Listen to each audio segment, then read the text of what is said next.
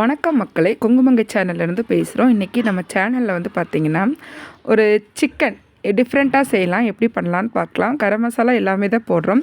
லாஸ்ட்டாக ஒரே ஒரு விஷயம் மட்டும் ஆட் பண்ணுறோம். அது என்னன்னு சொல்லிவிட்டு வீடியோவை ஸ்கிப் பண்ணாமல் பாருங்கள். அப்போ தான் வந்துட்டு எப்படி என்ன பண்ணுறோம் அப்படிங்கிறது தெரியும். ஒரு கடாய் வச்சுக்கலாம். 4 ஸ்பூன் எண்ணெய் ஆட் பண்ணிக்கலாம். பட்டை, கிராம்பு, சோம்பு, ஏலக்காய் எல்லாமே எண்ணெயில் போட்டு பொரிச்சிக்கலாம். சின்ன வெங்காயம் ஒரு 10 பல் கட் பண்ணி வச்சுருக்கோம். 4 வரமிளகாய் இதையும் நம்ம எண்ணெயில் போட்டுக்கலாம். இது நல்லா வறுபட்டதுக்கப்புறம் எப்போவுமே வெங்காயம் வணங்கும் பொழுது சீக்கிரமாக வறுபடணும் அப்படின்னா கொஞ்சம் உப்பு போட்டு வணக்கி பாருங்கள், சீக்கிரமாக நமக்கு இதாகிடும். பொன்னிறம் ஆனதுக்கப்புறம் இஞ்சி பூண்டு விழுது ஒரு 2 ஸ்பூன் இதில் நம்ம போட்டுக்கலாம். நான் 1 கிலோ கோழிக்கறி இப்போ செய்யலான்ட்டு இருக்கேன். ஸோ எப்படி பண்ணலான்னு பார்க்கலாம். இப்படி செஞ்சு கொடுங்க, கண்டிப்பாக குழந்தைகளுக்கும் பெரியவங்களுக்கும் நல்லா பிடிக்கும். ட்ரை பண்ணி பார்த்துட்டு கமெண்ட்ஸில் எப்படி இருக்குதுன்னு எனக்கு சொல்லுங்கள்.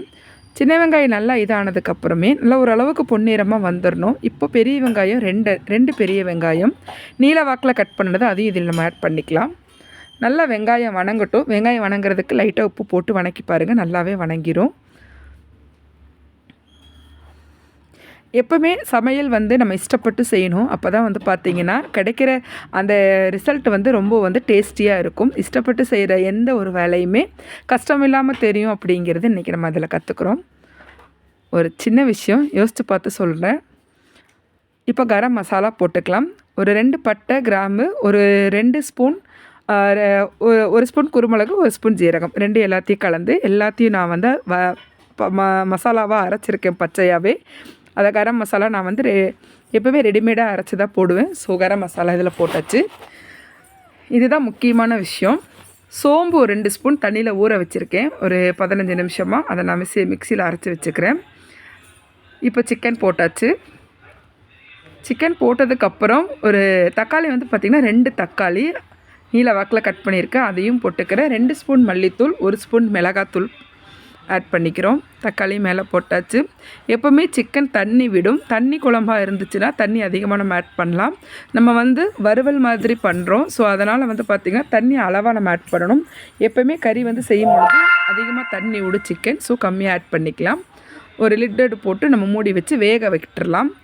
குக்கரில் நம்ம செய்கிறத விட பாத்திரத்துலேயோ கடாயில் செய்யும் பொழுது இன்னும் அதோட டேஸ்ட் அதிகமாக இருக்கும். செய்து பாருங்கள். சப்பாத்தி, பூரி, இட்லி, தோசை, புலாவ், ரைஸ் நம்ம இந்த மாதிரி எல்லாத்துக்குமே இதை ஆட் பண்ணிக்கலாம். இப்போ நான் கடைசியாக பெருஞ்சீரகத்தை தண்ணியில் ஊற வச்சுருக்கேன் 2 ஸ்பூன், அதையும் அரைச்சி இதில் சேர்த்துட்டேன். ஸோ இப்படி செஞ்சு சாப்பிட்டு பாருங்கள், கண்டிப்பாக நல்லாயிருக்கும். வீட்டில் செஞ்சு பார்த்துட்டு எப்படி இருக்குன்னு கமெண்ட்ஸில் எனக்கு சொல்லுங்கள். நம்ம சேனலுக்கு சப்ஸ்கிரைப் பண்ணுறவங்களுக்கும் லைக் பண்ணுறவங்களுக்கும் ரொம்ப தேங்க்ஸ். ஆல்மோஸ்ட் ஒரு 10 to 15 மினிட்ஸ் அடுப்பில் வச்சா போதுமானது. லாஸ்ட்டாக நமக்கு மல்லித்தூள் என்ன தேவையோ கருவேப்பிலையெல்லாம் போட்டு நம்ம இறக்கிக்கலாம். அவ்வளோதான், முடிஞ்சது. கண்டிப்பாக செய்து பாருங்கள், சாப்பிட்டு பாருங்கள், எப்படி இருக்குதுன்னு சொல்லிவிட்டு கமெண்ட்ஸில் சொல்லுங்கள். தேங்க்யூ ஸோ மச் மக்களே. ஸோ உங்களுக்கு இது பிடிச்சிருந்துச்சு அப்படின்னா நம்ம சேனலில் நிறைய பேர்த்துக்கு இதை ஷேர் பண்ணுங்கள், சப்ஸ்கிரைப் பண்ணுங்கள். தேங்க்யூ.